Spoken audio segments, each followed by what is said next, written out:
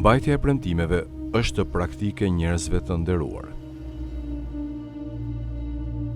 Kjo deklaratë të thellë thekson rëndësinë e përmbushjes së angazhimeve dhe qëndrimit besnik ndaj fjalës së dhënë. Le të thellohemi më thellë në kuptimin e kësaj thënie në dritën e Kuranit. Allahu thekson rëndësinë e përmbushjes së premtimeve në Kuran. Në surën Isra, ajeti 34, Allahu thotë: "Dhe përmbushni premtimet, në të vërtetë, për premtimet jeni përgjegjës." Ky ajet nxjerr në parë përgjegjësinë me të cilën do të përballemi në lidhje me premtimet tona në ditën e gjykimit. Përmbushja e premtimeve tona nuk është vetëm çështje integriteti personal, por edhe një pasqyrim i besimit dhe përkushtimit ton ndaj Allahut.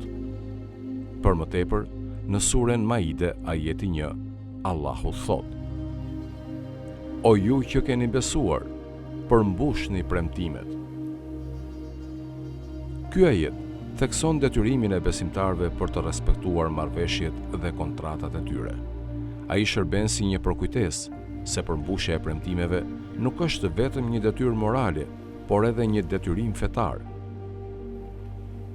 Thënia e Imam Aliut nxjerr në pa karakterin fisnik të atyre që i mbajnë premtimet e tyre. Ai pasqyron kuptimin e tij të thellë të mësimeve të Islamit dhe angazhimin e tij për të mishëruar ato në jetën e tij. Imam Aliu ishte i njohur për urtësinë, njohurinë dhe integritetin e tij të patëmet. Fjalët e tij shërbejnë si një dritë udhërrëfyese për muslimanët, duke na kujtuar rëndësinë të qenit individi ndershëm dhe i besueshëm. Mbajtja e premtimeve ka pasoja të gjera në jetën tonë personale dhe shoqërore. Kur i përmbushim premtimet tona, ndërtojmë besim dhe forcojmë marrëdhëniet tona me të tjerët. Njerëzit mbështeten tek ne dhe ndihen të sigurt në fjalët dhe veprimet tona. Anasjelltas, shkelja e premtimeve gërryen besimin, dëmton marrëdhëniet dhe çon në një prishje të shoqërisë. Duke reflektuar mbi këtë thënie, duhet të përpiqemi të jemi njerëz me integritet që i respektojnë premtimet tona, qofshin ato marrëveshje formale apo premtime jo formale.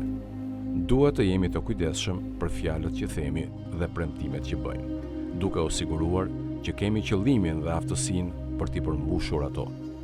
Duke vepruar kështu, jo vetëm që ndjekim shembullin e atyre që janë të ndershëm, por gjithashtu përmbushim detyrën tonë si musliman për të mbështetur parimet e ndershmërisë, besueshmërisë dhe llogaridhënies.